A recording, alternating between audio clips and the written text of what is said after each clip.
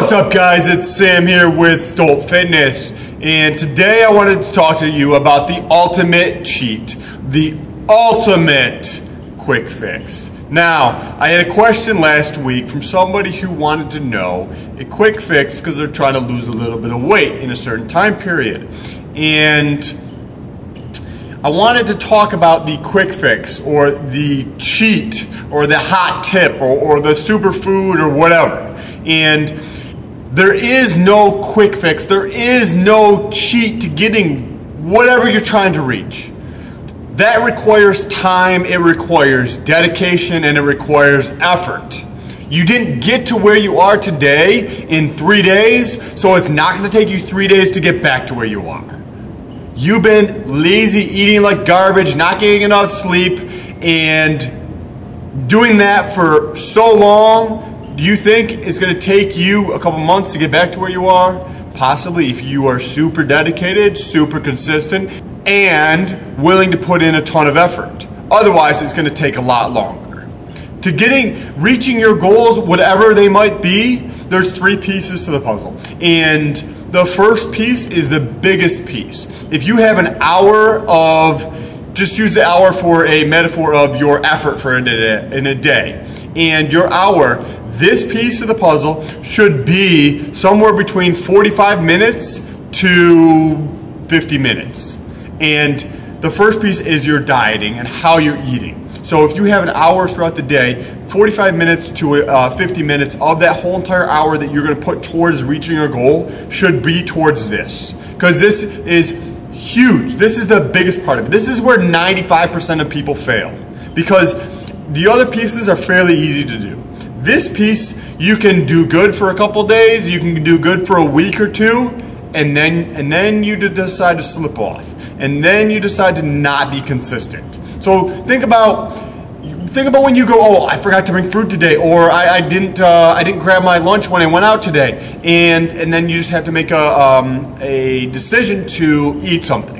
And you're going to McDonald's and you get a Big Mac and you get your fries. And then because you want to feel good about your meal, you get your water with it. Okay, so you've got your Big Mac and your fries and you got 600, 700 calories, whatever it might be. How long do you think it's going to take you to burn those calories off? It's going to take you hours and hours at the gym to burn off those calories. 2 things. First of all, you are far too lazy to spend hours and hours at the gym working off that one meal. Second of all, you are not going to be able to spend the number of hours required to burn off all the bad meals you eat for the week. So, focus on consistently eating better. That's where the majority of your effort should go, into eating good food. It's going to take time. If you try to do it cold turkey, or if you try to do it and you've never done it before, you're going to fail. And there's nothing wrong with failing. Take that, learn from it, pick yourself up, and go on to the next time. And just keep doing that until you get it down so it's very consistent. Otherwise, you're just going to keep failing. You're just going to be that much more depressed that you can't reach your goals because you keep failing. Take that, use that as motivation to go forward. Learn from your mistakes. Now, the second piece of the puzzle is working out.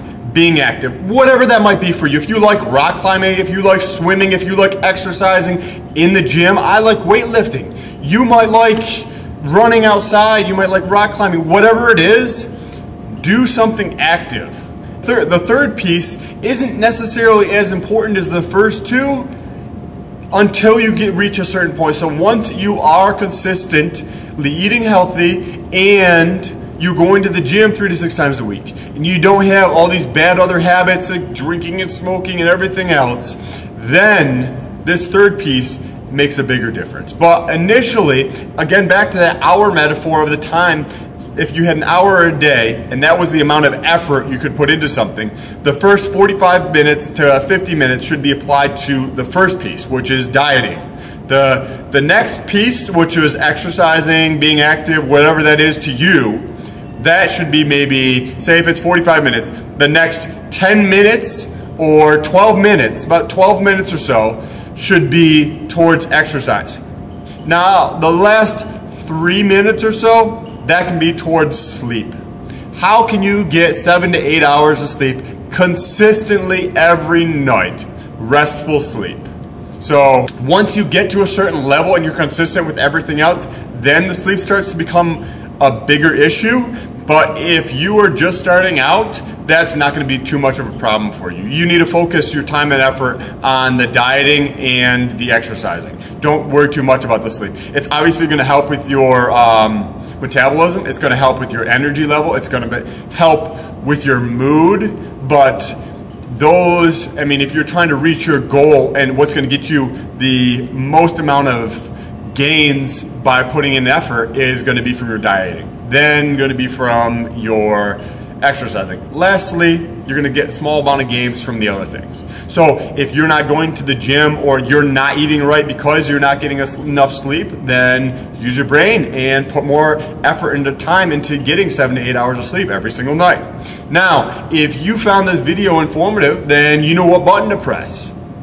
If you know somebody else who's always looking for that quick fix or that cheat, then share this video with them. I'm sure they would appreciate it. Otherwise, press that subscribe button and I will see you in the next video.